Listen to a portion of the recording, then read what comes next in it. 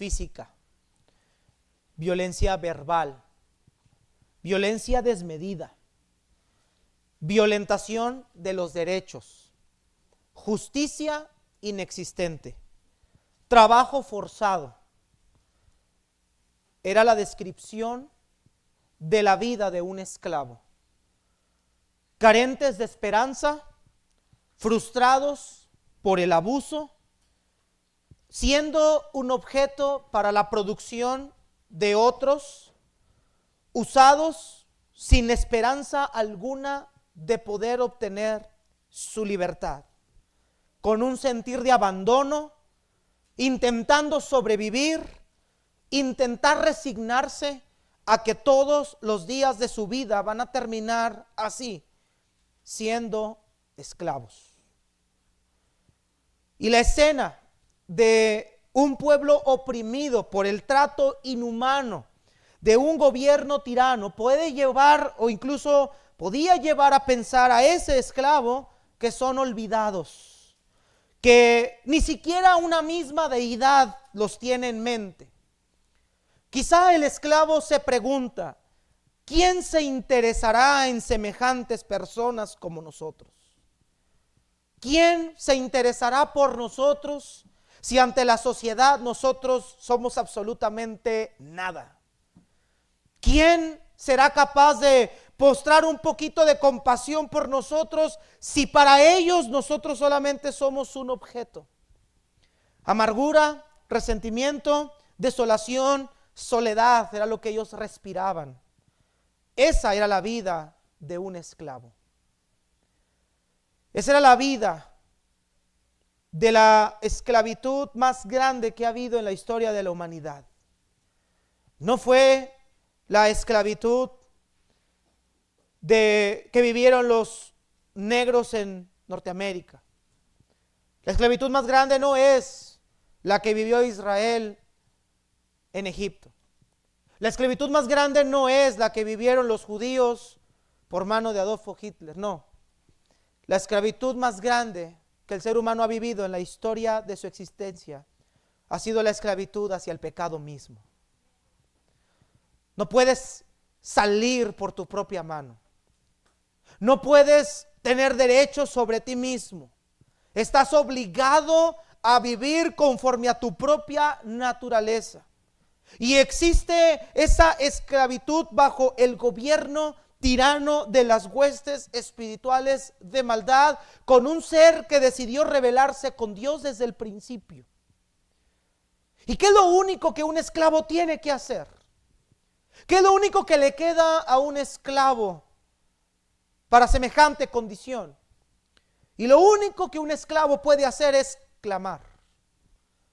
Lo único que un esclavo puede hacer es rogar a alguien que los liberte de semejante esclavitud.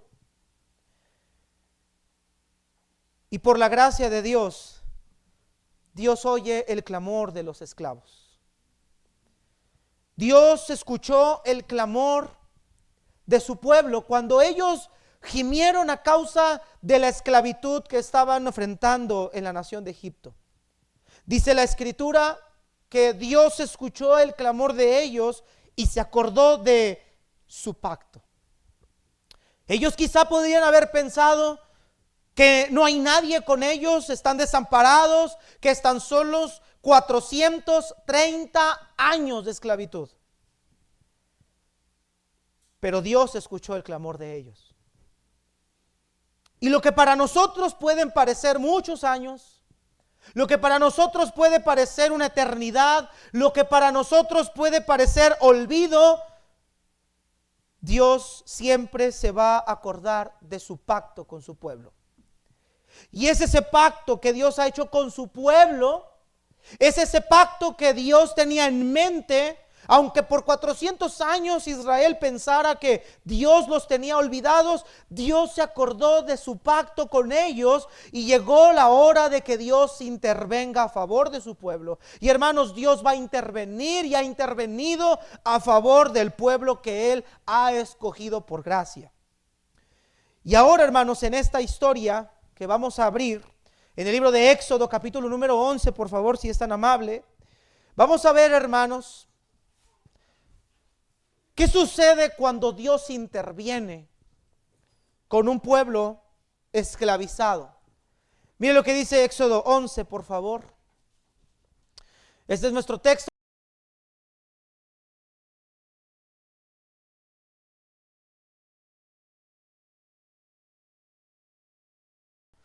Dice la palabra del Señor: Jehová dijo a Moisés: una plaga traeré aún sobre Faraón, sobre Egipto, después de la cual él os dejará ir de aquí, y seguramente os echará de aquí del todo. Habla ahora al pueblo, y que cada uno pida a su vecino y cada uno a su vecina alhajas de plata y oro. Y Jehová dio gracia al pueblo en todos los ojos de los egipcios. También Moisés era tenido por un gran varón en la tierra de Egipto a los ojos de los siervos de Faraón y a los ojos del pueblo. Dijo pues Moisés: Jehová ha dicho así: a la medianoche yo saldré por el medio de Egipto, y morirá todo primogénito en tierra de Egipto, desde el primogénito de Faraón que se sienta en su trono, hasta el primogénito de la sierva que está tras el molino, y todo primogénito de las bestias. Y habrá gran clamor por toda la tierra de Egipto, cual nunca hubo ni jamás habrá. Pero contra todos los hijos de Israel, desde el hombre hasta la bestia, ni un perro moverá su lengua, para que sepáis que Jehová hace diferencia entre los egipcios y los israelitas. Y descenderán a mí todos estos tus siervos, e inclinados delante de mí dirán: vete tú y todo el pueblo que está debajo de ti. Y después de esto yo saldré. Y salió muy enojado de la presencia de Faraón. Y Jehová dijo a Moisés: Faraón no os oirá, para que mis maravillas se multipliquen en la tierra de Egipto. Y Moisés y Aarón hicieron todos estos prodigios delante de Faraón, pues Jehová había endurecido el corazón de Faraón y no envió a los hijos de Israel fuera del país. Y habló Jehová a Moisés y Aarón en la tierra de Egipto, diciendo: este mes os será principio de los meses. Para vosotros será este el primero en los meses del año. Hablen a toda la congregación de Israel diciendo: en el 10 de este mes, tómese cada uno un cordero según las familias de los padres, un cordero por familia. Mas si la familia fuere tan grande que no baste para comer el cordero, entonces él y su vecino inmediato a su casa tomarán uno según el número de las personas. Conforme al comer de cada hombre, harás la cuenta sobre el cordero. El animal será sin defecto, macho de un año. Lo tomaréis de las ovejas y de las cabras, y lo guardaréis hasta el día 14 de este mes, y lo inmolará a toda la congregación del pueblo de Israel entre las 2 tardes. Y tomarán la sangre y la pondrán en los 2 postes y en el dintel en las casas en que lo han de comer.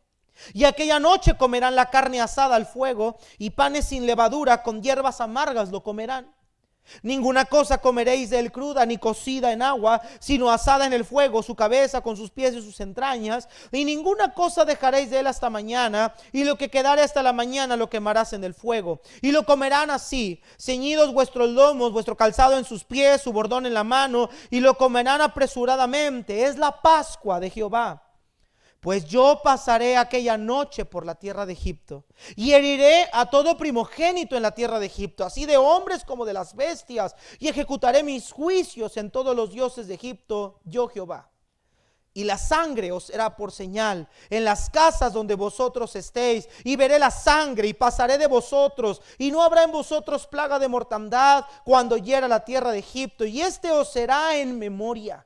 Y lo celebrarán como fiesta solemne para Jehová durante vuestras generaciones, por estatuto perpetuo lo celebrarán.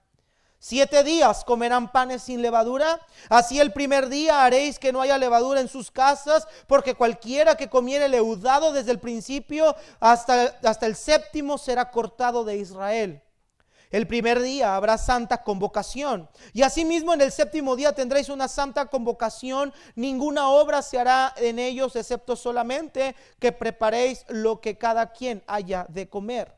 y guardarán la fiesta de los panes sin levadura, porque en este mismo día saqué vuestras huestes de la tierra de Egipto. Por tanto, guardarán este mandamiento en sus generaciones por costumbre perpetua. Y en el mes primero comerán los panes sin levadura, desde el día 14 del mes por la tarde hasta el 21 del mes por la tarde. Versículo 21, por favor. Y Moisés convocó a todos los ancianos de Israel y les dijo: sacad y tomaos corderos por vuestras familias y sacrifiquen la Pascua. Y tomen un manojo de hisopo y mójenlo en la sangre que estará en un lebrillo, y unten el dintel y los 2 postes en la sangre que estará en el lebrillo, y ninguno de ustedes salga de las puertas de su casa hasta la mañana.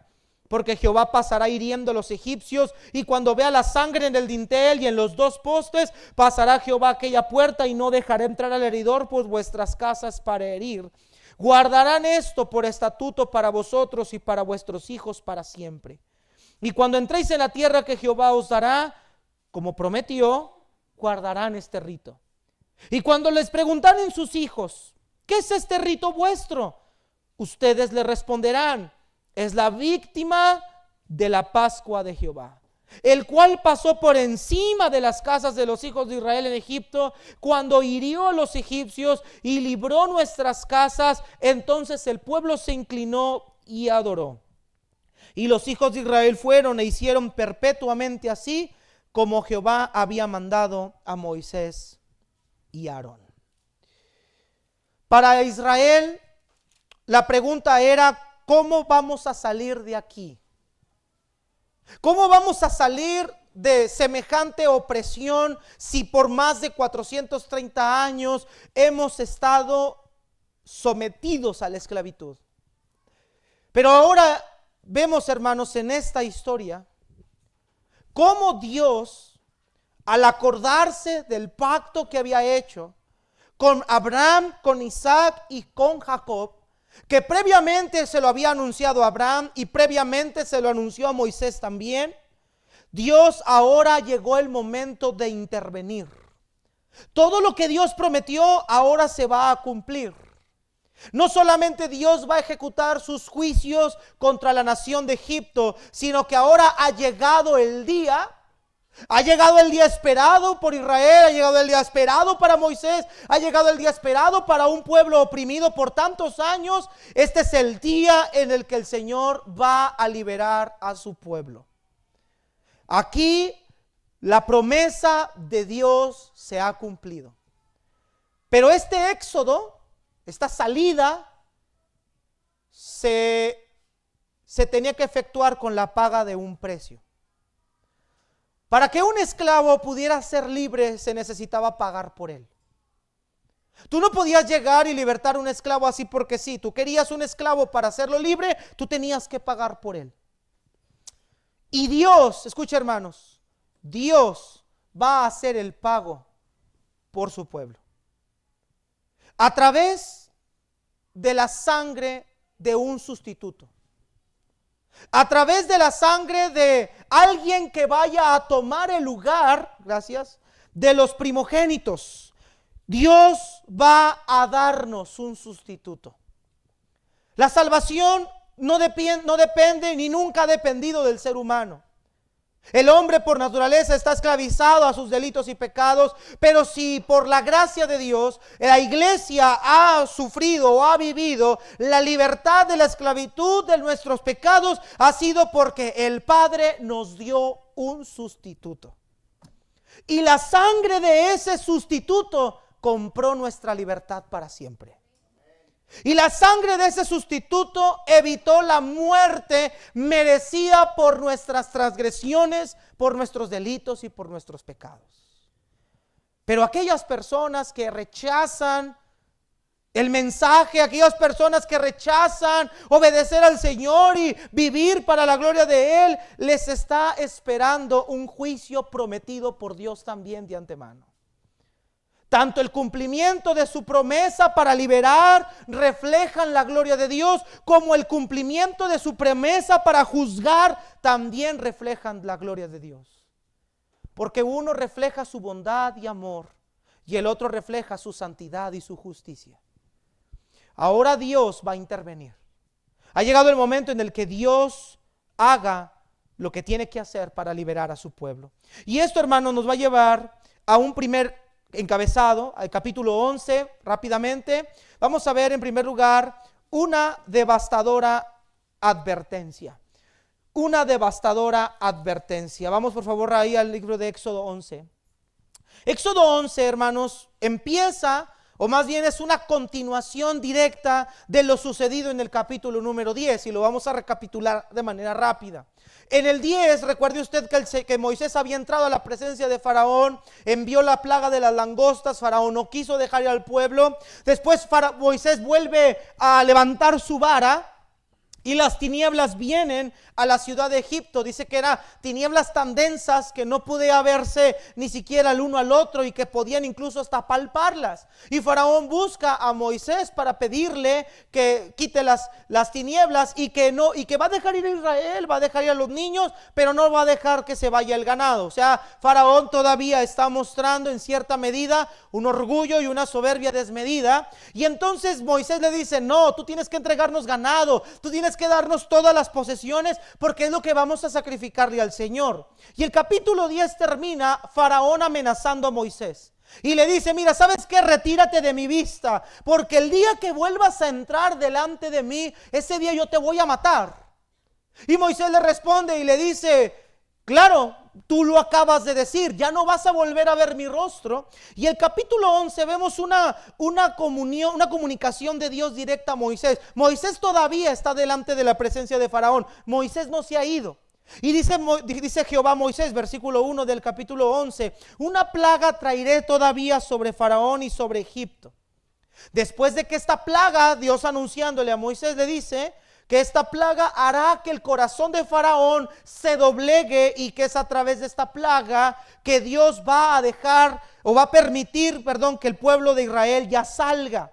Y luego entonces Dios le da instrucciones a Moisés y le dice que le diga al pueblo que pidan alhajas de oro y de plata a los egipcios, que se acerquen a los egipcios y les pidan plata y oro. Y el versículo 3 nos narra, hermanos, y esta es una narración como ponerla en paréntesis. Aquí el autor está haciendo un pequeño paréntesis para mostrarnos, hermanos, que Dios había dado gracia a los ojos de los egipcios, del pueblo de Israel, y que Moisés era un hombre tenido por un gran siervo. Los egipcios ya han visto las maravillas de Dios, han visto que todo lo que Moisés ha dicho se ha cumplido, y Moisés se ganó un respeto no solamente para los israelitas, sino también delante de los egipcios. Y entonces Dios le dice a Moisés: acércate a Faraón y dale esta última declaración, dale esta última advertencia. ¿Cuál es esa advertencia? En el versículo 4 al 6 leemos: dijo pues Moisés: Jehová ha dicho así: a la medianoche yo saldré por en medio de Egipto,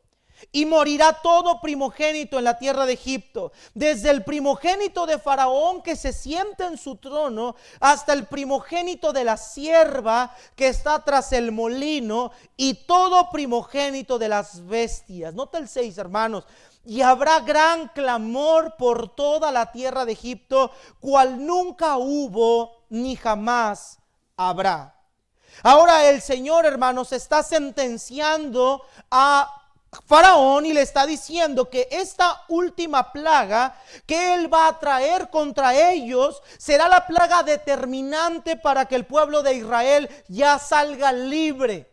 Y esta es la plaga que Dios va a permitir a Egipto y a Faraón para que doblegue Faraón su corazón y los deje salir en libertad. Ya no con más condicionantes, ya no con más negativas, ya no con tratar de hacerles una mentira de sí los voy a dejar y al final siempre no. Ahora el corazón de Faraón se va a doblegar por completo.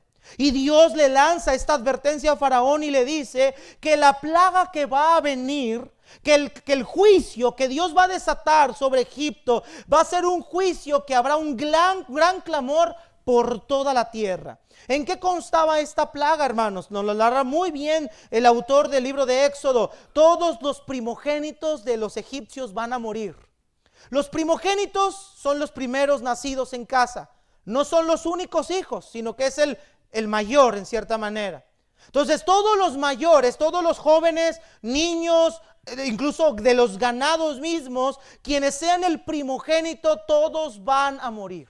Ahora imagínense esta escena, hermanos. Imagínate levantarte un lunes en la mañana y empezar a ver a tu teléfono celular y en las transmisiones de la televisión, donde en cada casa, en cada hospital, en cada establo hay un muerto.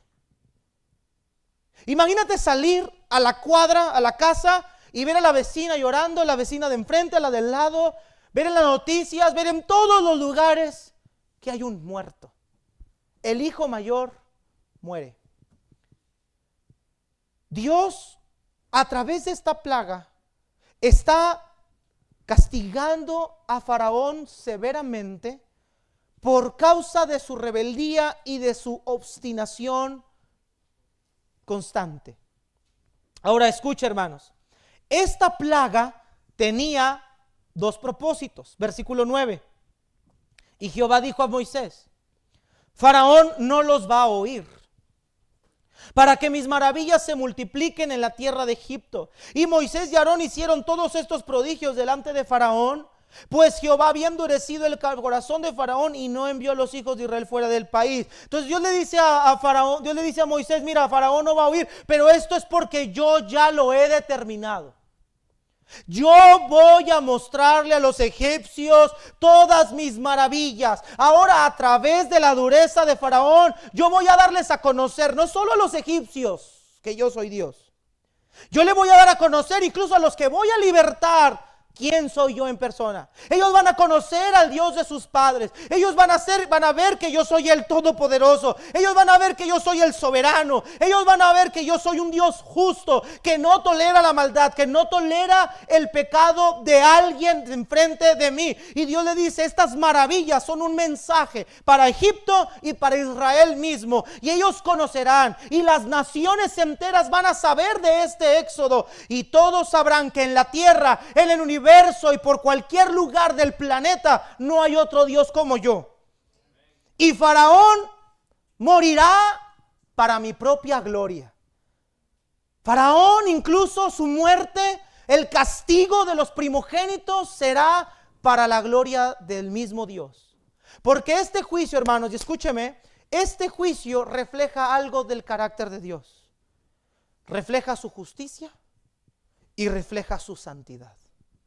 Refleja su intolerancia al pecado y al mismo tiempo refleja el castigo que Dios tiene que ejercer sobre el ser humano. Ningún ser humano sobre la faz de la tierra merece algo bueno de Dios. ¿Sí escuchó lo que acabo de decir? Ningún ser humano sobre la faz de la tierra merece algo bueno de Dios.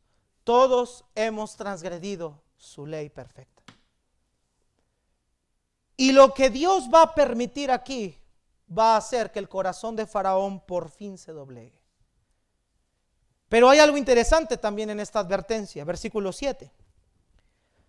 Pero contra todos los hijos de Israel, desde el hombre hasta la bestia, ni un perro moverá su lengua, para que sepan que Jehová hace diferencia entre los egipcios y los israelitas. Vea que Dios le está diciendo: sí, yo voy a castigar la tierra de Egipto, van a venir mis juicios sobre todos ellos, pero en mi pueblo, en los hijos de Israel, a quienes con quien yo hice el pacto, ni siquiera un perro va a mover su lengua. Es decir, ninguno de ellos va a morir. Y ellos verán que yo hago una clara diferencia entre los egipcios y los hijos de Israel. Ahora escúcheme, hermanos, esta distinción no describe a Dios como un ser injusto. Cualquiera de nosotros podría pensar: ¿y por qué Dios con unos sí y con otros no? Hermanos, esta distinción no hace ver a Dios como un ser injusto. Esta distinción muestra la gracia de Dios a favor de un pueblo. Porque ninguno de los dos merece algo de parte de Dios, mis hermanos, ninguno.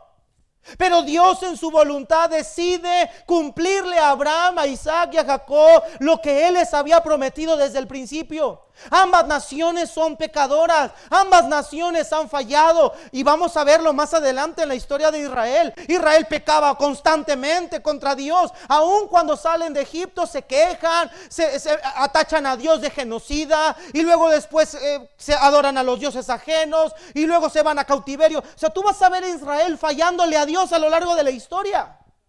Ninguno de los dos pueblos merecía algo bueno de parte de Dios, pero Dios extiende su misericordia para Israel, para su pueblo. Hermanos, Dios va a salvar a Israel y esto no muestra a Dios como un ser injusto, al contrario, muestra la misericordia de Dios para uno de estos pueblos. Ahora, recuerde usted que Israel no es un pueblo que tenga algo bueno que ofrecerle a Dios y que por eso se va a salvar, sino que Dios escogió a Israel de manera soberana para cumplir la promesa hecha a Abraham, a Isaac y a Jacob. Mire por favor en Deuteronomio 7, hermanos, rápidamente, versículos 6 al 10. De hecho, Dios le reitera esto a los israelitas. Mira lo que dice Deuteronomio 7 del 6 al 10. Rápidamente, hermanos. Deuteronomio 7, versículos 6 al 10. Dice la escritura: porque tú eres pueblo santo para Jehová tu Dios. Jehová tu Dios te ha escogido, escucha eso, te ha escogido para hacerle un pueblo especial, más que todos los pueblos que están sobre la tierra. Ahora subraye eso, por favor. No por ser vosotros más que todos los pueblos os ha querido Jehová y os ha escogido.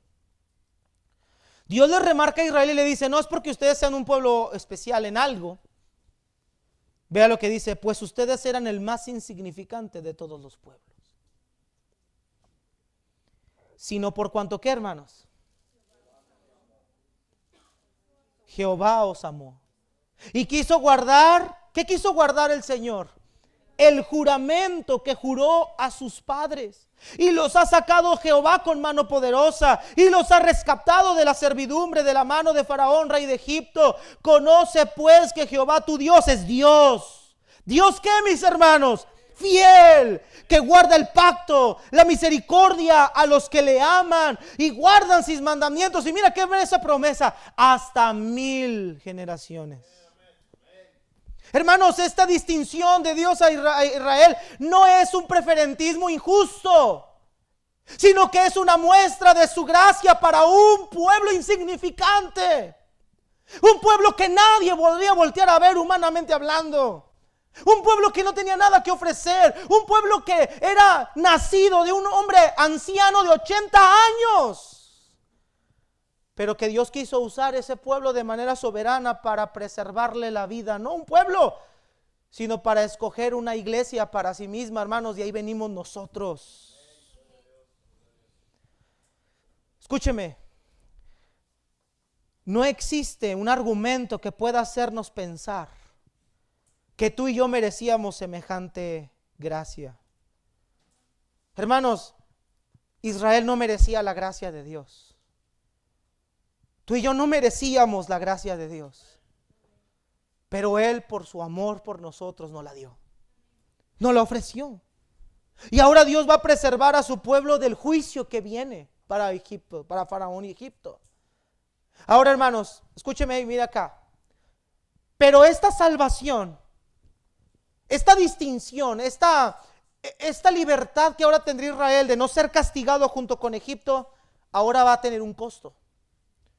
¿Te acuerdas tú en las plagas anteriores que vimos que Israel hacía Dios distinción de Israel y de Egipto con las moscas, con las tinieblas, con el ganado, con las langostas, con el granizo? ¿Sí te acuerdas de esa distinción que Dios hacía con ellos?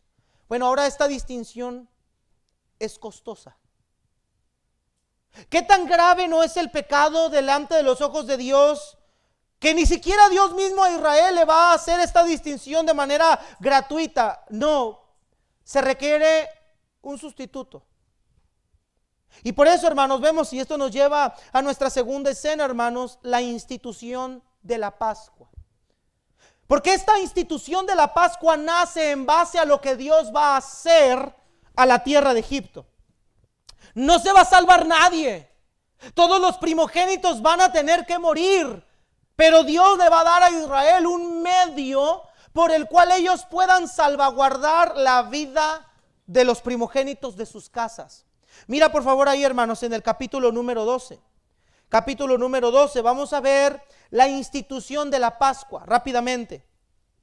Y habló Jehová a Moisés y a Aarón en la tierra de Egipto diciendo: este mes os será principio de los meses. Para vosotros será este el primero en los meses del año. Hablen a toda la congregación de Israel diciendo: en el día 10 de este mes, tómese cada uno. ¿Qué iba a tomar cada quien, hermanos? Un cordero, según las familias de los padres, un cordero por familia. Mas si la familia fuera tan pequeña que no baste para comer el cordero, entonces él y su vecino inmediato a su casa tomarán conforme al según el número de las personas, conforme al comer de cada hombre, haréis la cuenta sobre el cordero. El animal será sin defecto, macho de 1 año. Lo tomaréis de las ovejas y de las cabras, y lo guardaréis hasta el día 14 de este mes, y lo inmolará toda la congregación del pueblo de Israel entre las 2 tardes. Y tomarán de la sangre y lo pondrán en los postes y en el dintel de las casas que lo han de comer. Aquella noche comerá la carne asada al fuego, y panes sin levadura, con hierbas amargas lo comerán. Y ninguna cosa comerán de él cruda ni cocida en agua, sino asada en el fuego, su cabeza con sus pies, sus entrañas. Ninguna cosa dejaréis de él hasta en la mañana, y lo que quedare hasta la mañana lo quemarás en el fuego, y así lo van a comer. Ceñidos sus lomos, su calzado en sus pies, su bordón en la mano, lo comerán apresuradamente. ¿Y a esto cómo se le llamó? Es la Pascua de Jehová. Aquí vemos, hermanos, dentro de esta institución de la Pascua, en primera instancia vemos las instrucciones que Dios da acerca de esta Pascua. Dios le dice ahora a Israel que esta es una ceremonia que van a tener que hacer de manera perpetua. La palabra Pascua en hebreo, Peshach, que significa pasar por alto o pasar por encima.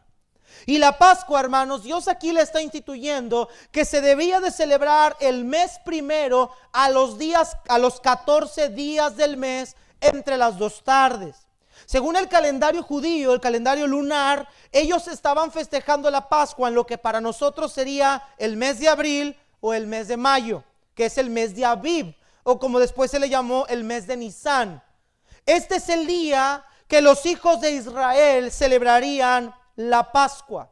Y Dios aquí está instituyendo esta ceremonia. Ahora, ¿en qué constaba la Pascua? Las familias tenían que tomar un cordero por casa.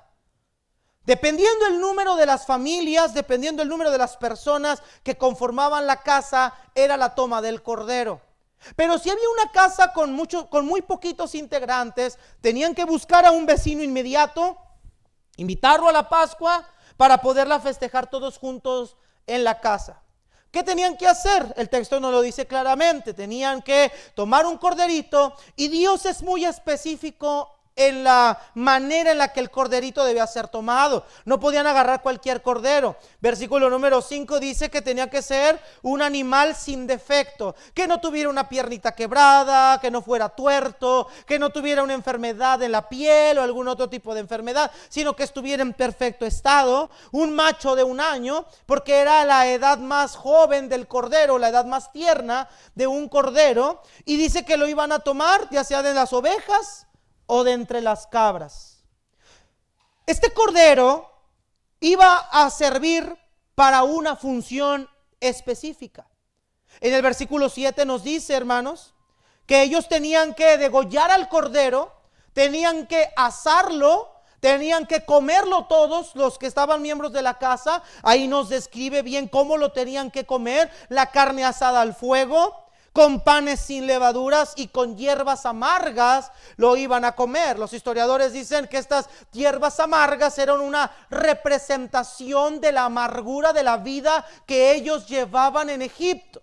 Algunos comentaristas concuerdan con esta misma idea, porque con hierbas amargas. Pero nos dice la escritura, verso 7: y tomarán de la sangre y la pondrán en los 2 postes y en el dintel de las casas en que lo han de comer. En otras palabras, lo van a poner en el marco de las puertas de sus casas y van a rociar la sangre, van a bañar la sangre en los marcos de las puertas y en los postes que rodean las puertas. Van a manchar de sangre esa casa y lo van a comer de la siguiente manera: ceñidos sus lomos.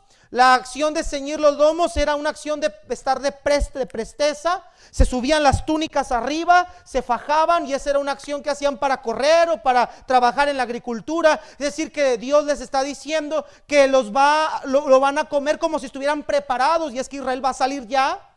Dice, con el calzado en sus pies y el bordón en la mano, y que lo van a comer apresuradamente.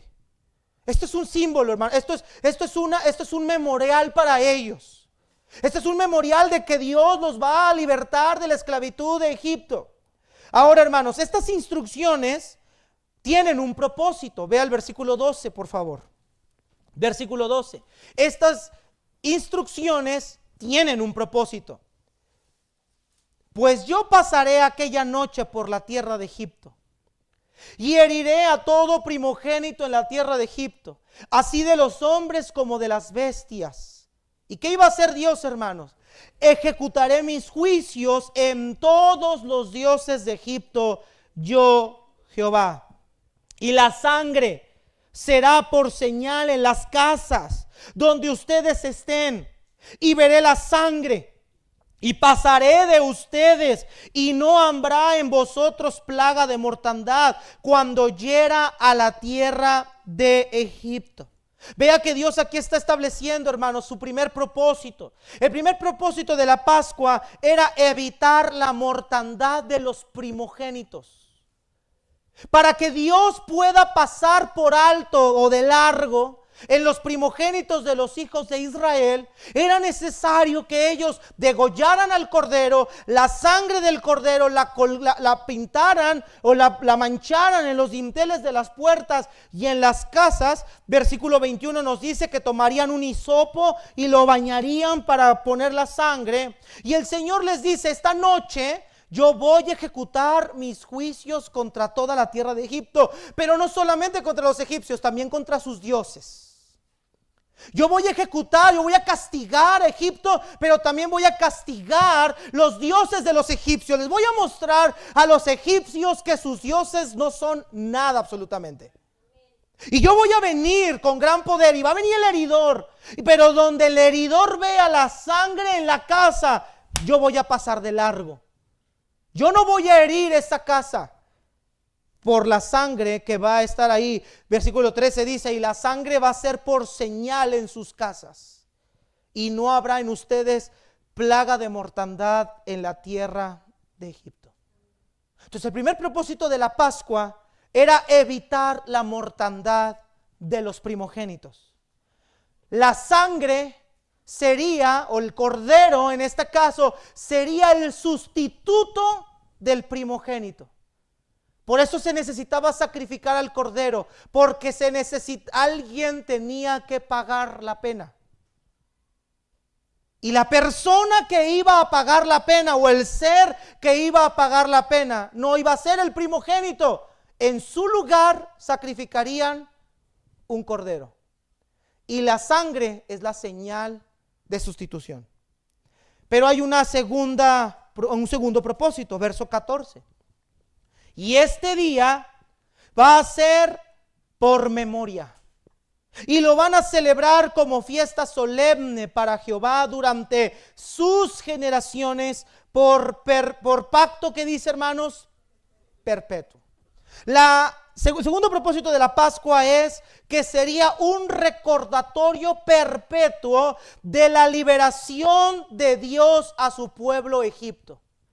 Cada año, porque esto era cada año que celebraran la Pascua, los israelitas por generaciones iban a recordar lo que Dios hizo por ellos. Por eso dice ahí en el versículo número 25: y cuando entren en la tierra que Jehová les dará como prometió, guardarán este rito. Y cuando dijeren sus hijos: ¿qué significa este rito?, ustedes le van a responder: Es la víctima de la Pascua de Jehová, el cual pasó por encima de las casas de los hijos de Israel en Egipto, cuando hirió a los egipcios y libró nuestras casas. Entonces el pueblo se inclinó y adoró. Este corderito entonces es un memorial para ellos. Es un recordatorio para las generaciones futuras de que Dios los había librado de la esclavitud de Egipto, pero también de que Dios los habría librado del juicio venidero para toda esa tierra. Era un recordatorio de la redención de Dios. Era un recordatorio de la gracia de Dios. Y era un recordatorio de sustitución. Porque en lugar de ese primogénito murió un cordero. Y este corderito, hermanos, lo tenían que hacer año tras año tras año. Pero vamos a Juan 1, por favor. Juan 1, 29. Juan 1, 29. Vea lo que dice Juan 1:29, rápidamente, hermanos.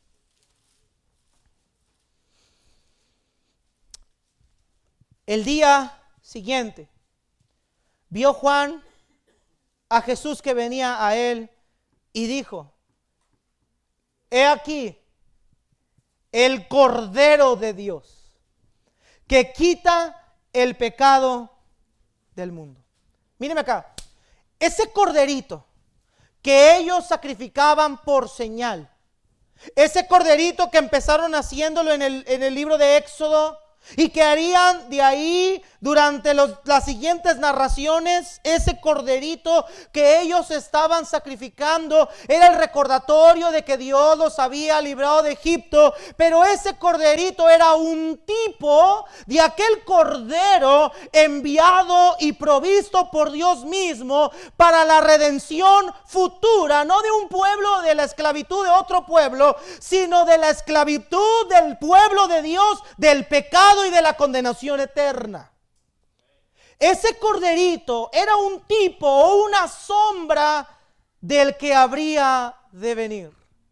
Y cuando Juan el Bautista lo ve, cuando Juan el Bautista lo conoce, cuando Juan el Bautista oye de él y llega a él para ser bautizado, Juan el Bautista lo reconoce y dice: hey, generaciones Israel, su redención ya llegó, en la promesa de Dios ya se cumplió. Aquí está el Cordero de Dios que quita el pecado del mundo. Aquí está la ofrenda por nosotros. Aquí está nuestro sustituto. Aquí está. Y ese cordero, hermanos, es nada más y nada menos que Jesucristo mismo. Mis hermanos, este cordero dijimos que no tenía que tener ningún defecto. Y esto se relaciona en la vida de Cristo con el pecado mismo. Cristo jamás pecó, hermanos. Cristo no tenía ningún defecto. Él cumplía perfectamente los estándares de Dios para hacer el sacrificio necesario para la redención de la humanidad y la expiación por su propio pueblo. Mira lo que dice Primera de Pedro, hermanos, capítulo número 2, versículo número 21. Es a través de este corderito que sacrificaron en el libro de Éxodo que Israel iba a ser salvo de la mortandad que vendría a la tierra de Egipto. Y es por la sangre de este bendito cordero que la iglesia ha sido salva de la condenación eterna y del juicio venidero. Primera de Pedro 2:21, versículo 21 y 22. Note ahí capítulo 2, Primera de Pedro. Escuche: pues para esto fuisteis llamados, porque también Cristo padeció por nosotros, dejándonos ejemplo para que sigan sus pisadas. Ve el 22: el cual no hizo pecado, ni se halló engaño en su boca, quien cuando le maldecían no respondía con maldición, cuando padecía no amenazaba, sino que encomendaba la causa al que juzga justamente. Vea que el apóstol Pedro claramente dice: en él no hubo pecado, en él no hubo engaño. Cristo vivió de manera perfecta mientras estuvo aquí en la tierra. un cordero sin defecto. Segunda de Corintios 5:21 dice, al que no conoció pecado, por nosotros lo hizo pecado. Cristo nunca tuvo una identificación, Cristo nunca practicó el pecado, nunca desobedeció la ley divina, nunca desobedeció la ley de Dios. Al contrario, Cristo vivió de manera íntegra sus 33 años de vida. Y como el apóstol mismo Pablo dice, y mismo en 2 Corintios 5:21, Cristo fue la propiciación por nuestros pecados. ¿Qué significa la propiciación? Cristo fue la ofrenda por nuestros pecados. Un cordero sin defecto que tomó el lugar nuestro. Ahora, ¿por qué entonces la iglesia no celebra la Pascua? ¿Por qué no sacrificamos corderitos nosotros como lo decían los israelitas? Primera de Corintios 5:7, por favor, nos dice el apóstol Pablo lo siguiente. ¿Por qué nosotros no celebramos la Pascua? Y hermanos, la Pascua no es el conejito y los huevitos, hermanos. Sáquense eso de la cabeza. Yo no sé de dónde salió eso, pero bueno. Primera de Corintios 5:7. ¿Por qué la iglesia no celebra la Pascua? Todos juntos leyendo, hermanos. 5:7 de Primera de Corintios.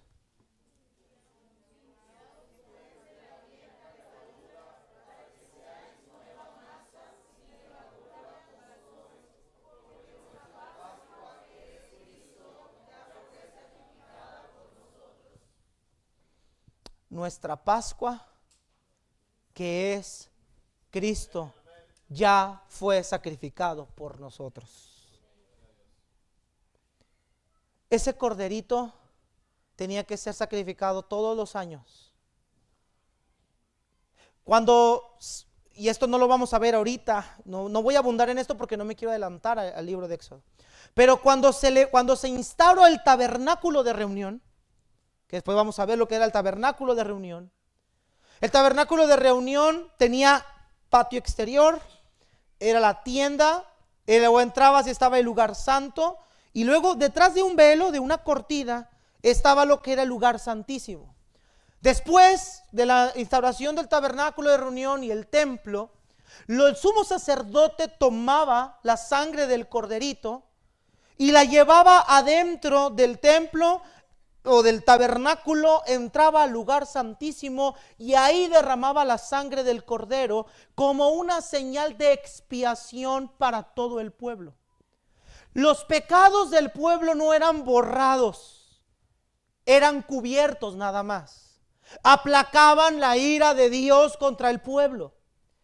Pero ahora, hermanos, nosotros ya no sacrificamos un cordero, porque nuestro cordero ya fue inmolado en favor de nosotros. Y no necesitamos la sangre de un animal, no necesitamos ya la sangre de un cordero, porque el cumplimiento de la ley ya se efectuó cuando Cristo murió por nosotros. Por eso cuando Cristo estaba sentado con sus discípulos, el día que estaban, incluso Cristo como judío se sentó y celebró la Pascua. Tú le puedes ver en los evangelios, en la última cena, Cristo estaba sentado y entonces modificó la Pascua. Y dijo, este es el pan que por vosotros es partido.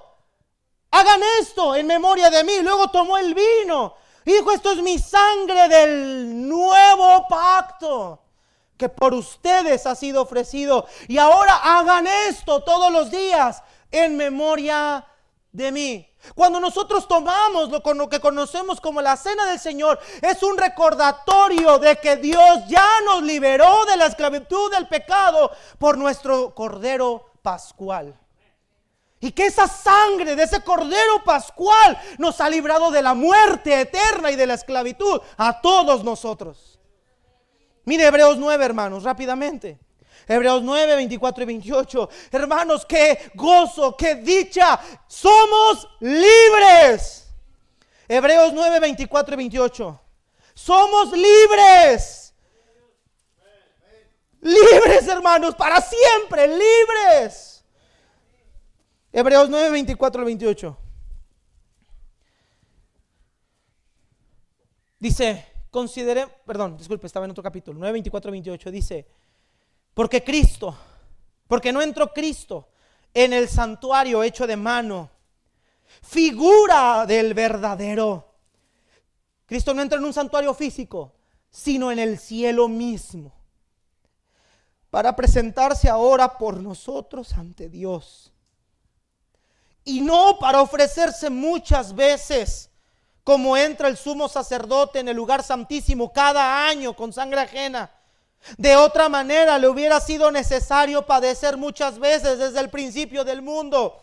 Pero ahora, en la consumación de los siglos, se presentó una vez para siempre por el sacrificio de sí mismo. Escucha esto, hermanos, para quitar de en medio el pecado.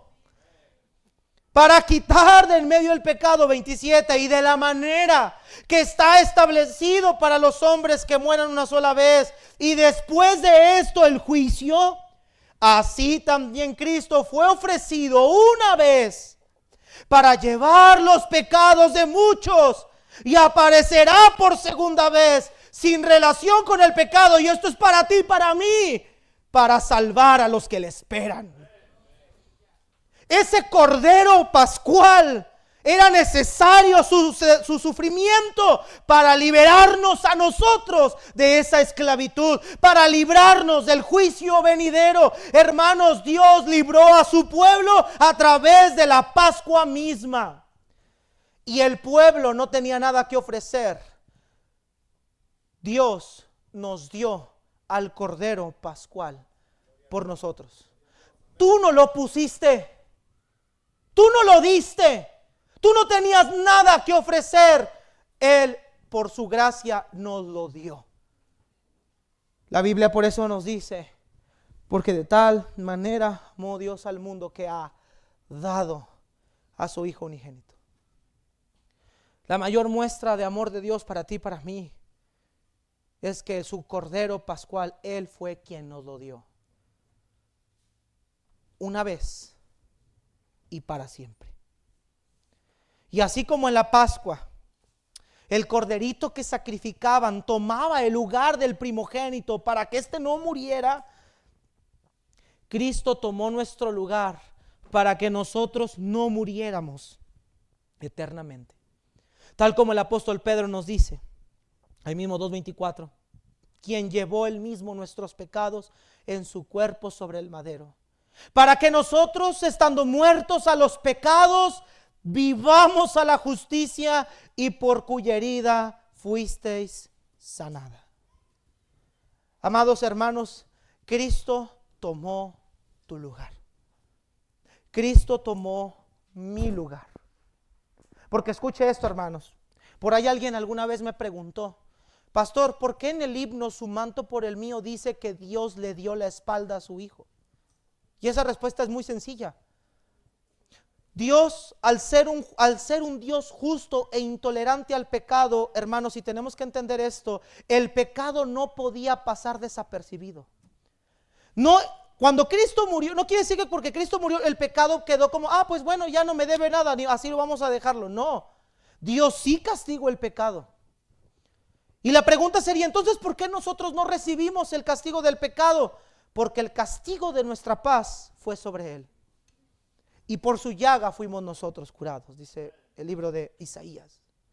Cristo tomó el castigo que nosotros merecíamos por la pena capital del pecado. Cristo lo recibió. Por eso cuando Cristo estaba en la cruz, Él dijo, Padre, ¿por qué me has desamparado? Porque el Padre le dio la espalda, porque el Padre, la relación entre Padre e Hijo se rompió en ese momento, porque el pecado que Cristo estaba cargando no era el de Él, estaba cargando el de todos nosotros. Y si tú vas a ir al cielo mañana, y si tú vas a entrar a la tierra prometida de la nueva Jerusalén celestial, es porque ese cordero tomó tu lugar para que tú fueras al lugar celestial. Él tomó mi lugar. Él recibió el golpe que era para nosotros. Por eso Dios le dice a los israelitas, van a poner la sangre, porque esa sangre, hermanos, es una señal de para Dios. Esa sangre cubre o cubría para ellos el pecado, o cubría para ellos la mortandad. La sangre de Cristo no cubre nuestros pecados, la sangre de Cristo borró nuestros pecados.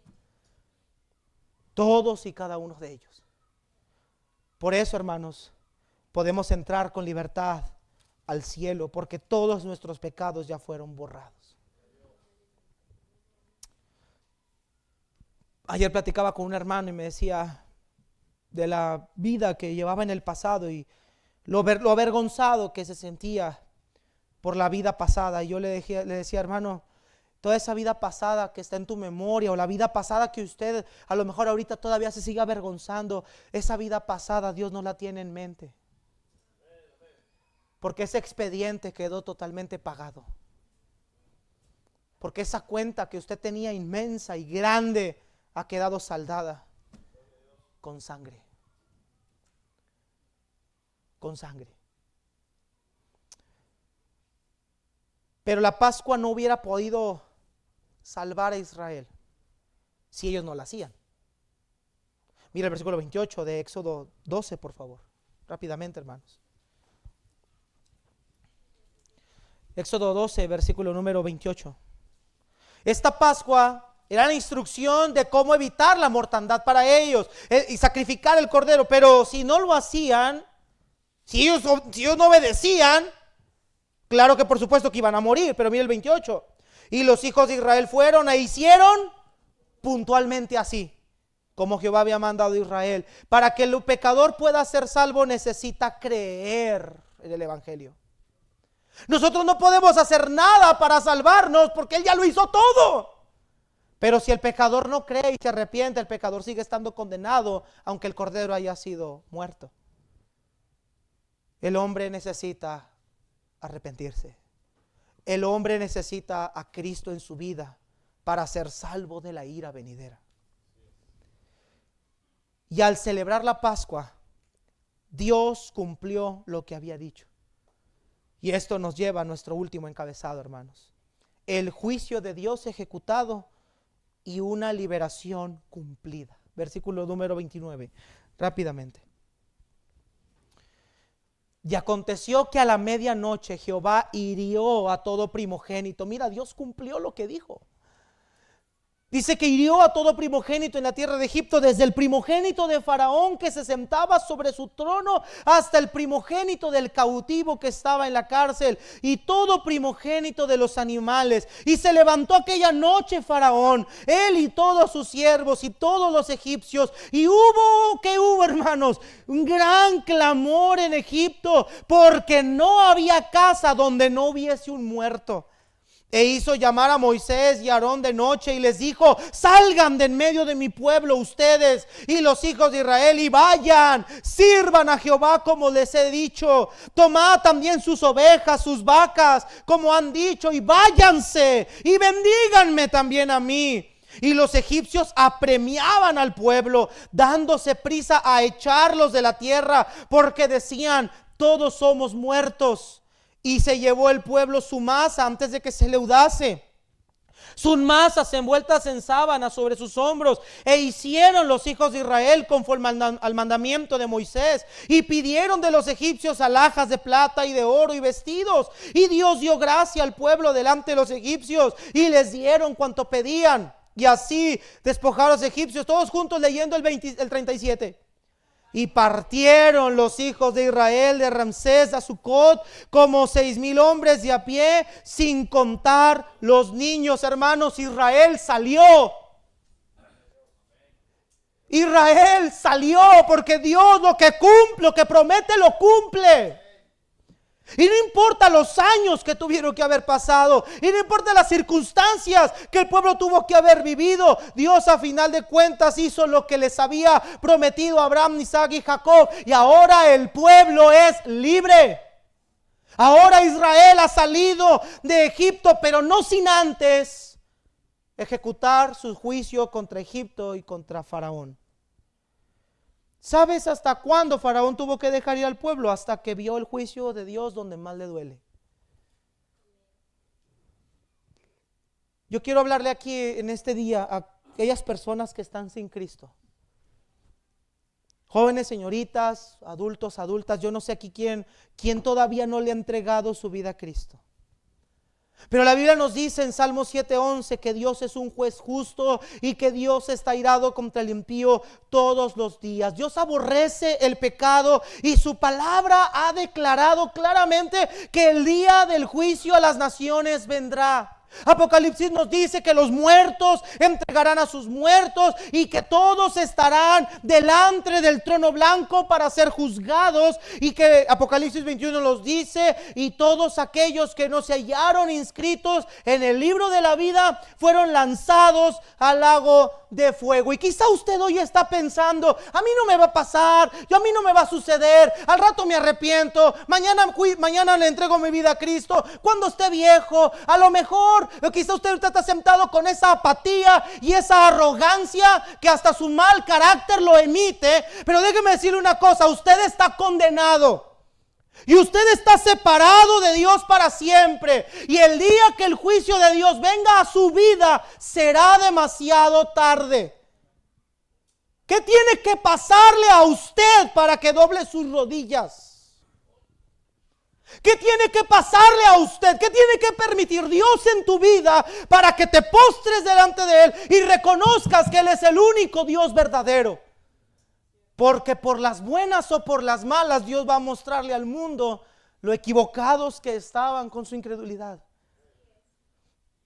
Todos aquellos que a lo largo de la historia han despotricado contra el cristianismo, han sido opositores de Jesucristo mismo, personajes que se han jactado de ser ateos y recalcitrantes, un día doblarán sus rodillas y dirán: Señor, solo tú eras Dios. Pero será demasiado tarde. Están separados de Dios para siempre.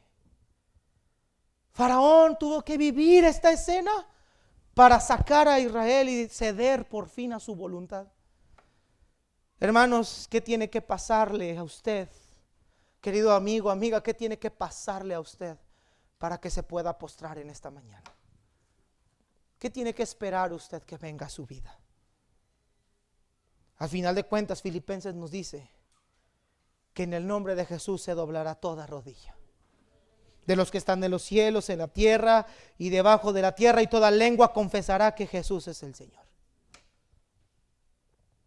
Al final de cuentas, Dios termina ganando y el hombre pierde.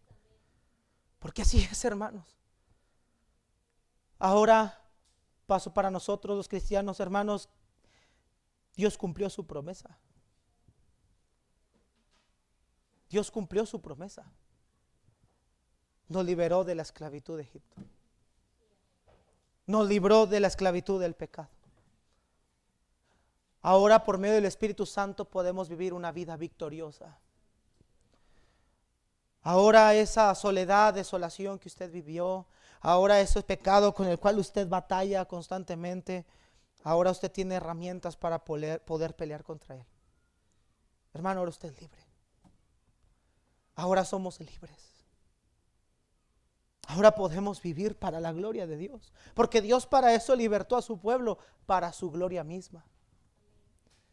Terminamos en la lectura y dice, versículo número 38: también subió con ellos grande multitud de toda clase de gentes y de ovejas y mucho ganado. Y cocieron tortas sin levadura de la masa que habían sacado de Egipto, pues no había leudado, porque al echarlos fuera los egipcios no habían tenido tiempo ni para prepararse comida. Y el tiempo que los hijos de Israel habitaron en Egipto fueron 430 años. Mira la narración cómo termina. Y pasados los 430 años, en el mismo día, todas las huestes de Jehová salieron de la tierra de Egipto. Y cuando salieron, ¿qué hizo Israel, hermanos? La narración nos dice más adelante: celebraron la Pascua. Salieron y celebraron la fiesta que Dios les había dicho. Por eso el apóstol Pablo le decía a la iglesia de Corinto: celebremos la fiesta no con la vieja levadura, no con la vida antigua, sino con la nueva vida que ahora Cristo nos ha dado, porque nuestra Pascua ya fue sacrificada por nosotros. Hermanos amados, ahora No importa los sucesos que usted haya vivido, quizá las situaciones de su vida no son como usted desea, quizá las aflicciones ahorita siente usted que lo están ahogando, pero hermanos, no olvide algo: Dios siempre cumple las promesas que ha hecho a su pueblo. Y bendito y alabado sea Dios, quien nos ha librado de la esclavitud del pecado, de las huestes de Satanás, y vivamos para la honra y la gloria de Dios, como peregrinos, como extranjeros en esta tierra, porque todavía no llegamos a nuestra tierra prometida, todavía no llegamos a la nueva Jerusalén celestial. Vamos en camino, vamos marchando, pero lo que vamos marchando es lo que venimos por este desierto, caminando a nuestra nueva ciudad. Hermanos, vivamos para la honra y la gloria de Dios, recordando siempre que si fuimos libres fue gracias a Él. Celebremos la nueva Pascua, hermanos. Por eso la cena del Señor es algo que la iglesia debe seguir hasta que la cenemos de nuevo otra vez con Él en el cielo. Todo el tiempo recordando ¿quién nos hizo libres? Puestos de pie, hermanos, vamos a orar.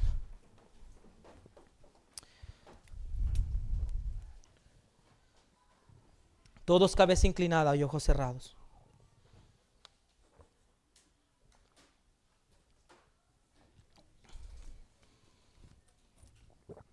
Mis hermanos, todos deben de estar orando, pero cada uno de nosotros, hermanos, hemos sido libres por la sangre que Jesús derramó por ti.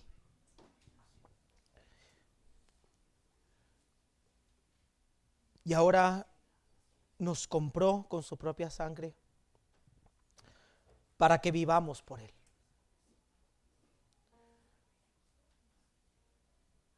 Yo creo que todos nosotros deberíamos estar de rodillas agradeciéndole al Señor por habernos librado. Saber que nosotros como iglesia no estamos ya condenados. Dice la Biblia que el que cree en el Hijo tiene vida eterna. Hermano querido, ya no cargues con tu pasado. Ese pasado ya está pagado. Ese hombre viejo ya murió. El Cordero tomó tu lugar.